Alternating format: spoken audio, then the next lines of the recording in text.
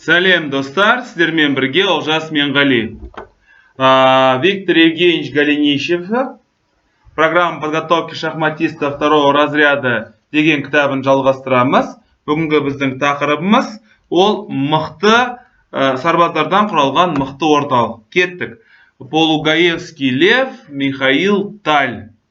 Москва, 1969 жыл. Кеттік. C4, ATF6, AC3, E6, ATF3, D5. Алдымызда Queen's Gambit, Вәзір гамбиті, Declined, немесе бас тартылған деп аталады. Semi-тарыш варианты, тарыш варианты деп аталады. Semi-тарыш. D4, C5. Міне C5-тен кейін мысалы оңтайландырылған немесе жақсартылған тарыш варианты. CD, ат D5, E4, жедік, CD. Сонымен, бүгінгі біздің тақырыбымыз сарбаздардан құралған мықты орталық. Қаншалықты маңызды, қаншалықты маңызсыз. Піл B4 шах, D2, жедік, патшаны сұрағыздық, C4, ат C6, патшаны сұрағыздық, B6, D1, B7, тура F, E1, A5, піл D3, C8. Сонымен, бүгінгі біздің тақырыбымыз ол сарбаздардан құралған орталық. Қаншалықты ол маңызды, қаншалықты артықшылығы бар, соны сіздерге түсіндіруге тырысайын. Бұл сарбаздардың, мысалы негізгі орталықта тұратын сарбаздардың артықшылығы көп, себебі сіздер деген аумақты немесе кеңістікті басып аласыздар. Және қарсыластардың басқа мүмкіндігі жоқ, олар тек қана оң қапталдан немесе сол қапталдан сіздерге шабуыл жасауға тырысады. Немесе осылай жартылай ашық тік жолда осындай сарбаздарға шабуыл жасауға тырысады. Бірақ бұл жерде Полугаевский осы сарбаздардан құралған мықты орталықтың қаншалықты керемет нәрсе екенін көрсетеді. D5, осы сарбазды құрбандыққа шалады. Неге Михаил Таль бұны жеді, әлі күнге дейін түсініксіз. Бірақ енді Михаил Ефимовичтен бұны сұрап өту мүмкін емес. ID және E5. Сонымен алдымызда грек сыйлығы деген тәсіл болу мүмкін. Грек сыйлығы дегенісіне, мысалы, піліңізді H7-ге құрбандыққа шаласыз, және мына пілді, мысалы, H2-ге шабуыл жасайтын тақырыпты грек сыйлығы деп аталады. Greek gift. Мен андасында ағылшын тілді нелерді қарайым, видеоларды. Сол жерде Greek gift немесе гректердің сыйлығы деп аталады. C4, F4, B2 және піл H7. Міне алдымызда классикалық Greek gift немесе гректің сыйлығы. Жедік, ат G5 шах.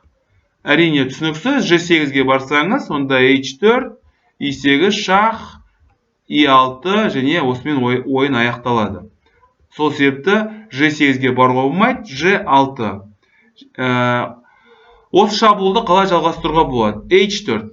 Тағы да бір рет теннисті еске түсіреміз. Егер де орталық тұрақты болатын болса, егер де орталықта ешқандай іс-әрекет жоқ болатын болса, сіздер емін-еркін оң қапталда немесе сол қапталда шабуыл жасаңыздар болады.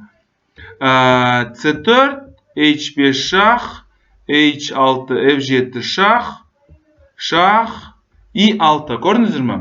Біздің негізгі орталықтағы біздің осы мына сарбаздардан құралған мықты орталығымызда тағы да қосымша өтетін жауынгеріміз пайда болды. Бұл да біздің артықшылығымыз. F6, жедік, D2. Мына аттың қал жағдайын білуге тырысамыз. Байқасаңыздар, мына пілде ешқандай пайда алып келе жатқан жоқ. Бұлай C6. Егер де мысалы мынау бір жаққа кететін болса, не болар еді? Онда ат D6 деген іс-әрекеттер жасауға тура келер еді. Мысалы C6, жедік, E6, H6, бұлай F5, жедік және C2. Сіздер білесіздер, қарсыластың аумағына кіру үшін бізге ашық жолдар керек. Көбінесе тік жол керек және қиғаш жол керек. осы жолдар арқылы қарсыластың аумағына кіруге болады. С6 тағы да бір нәрсе, мүмкіндік бар болса, шабуыл жасаған кезде айырбастамауға тырысыңыздар. Неге? Өйткені айырбастасаңыздар, шабуыл жасайтын ойыншыларыңыз қалмайды. E2, C8, шах, H4, шах және A7. Осымен ойын аяқталды. Бұл жерде енді үлкен қиындық жоқ. Біріншіден E7 шах деген тірлік тұр, кешіңіздер. Мысалы, E7 мынандай шах деген мүмкіндік бар. Екіншіден ақырында бұлай және бұлай жасауға мүмкіндік бар. Немесе патшаны мына жерге, және мына жерге алып келіп, мына сарбазды емін-еркін қимылдатсаңыздар болады. Ешқандай жалпы қиындық жоқ. Қарсыластың, мысалы, мына бөлініп қалған сарбазы, мына өтетін жауынгерде барлығы ешқандай қауіп төндірмейді. Міне осындай партия. Тағы да бір ескертем, егер де сіздердің орталығыңызда екі мықты сарбаз тұратын болса, сіздер көбінесе кеңістікті басып аласыздар. Сол кеңістікті басып алудың арқасында емін-еркін оң қапталда немесе сол қапталда шабуыл жасаңыздар болады. Міне Полгаевский және Тальдың арасындағы партия соған дәлел болып келеді. Каналдағы видео орнайтын болса лайк басыңыздар, каналға жазылыңыздар, сұрақтарыңызды болса қойыңыздар. Шама шарқыма сәйкес жауап беруге тырысамын. Жақсылықта кездесейік, сау саламат болыңыздар.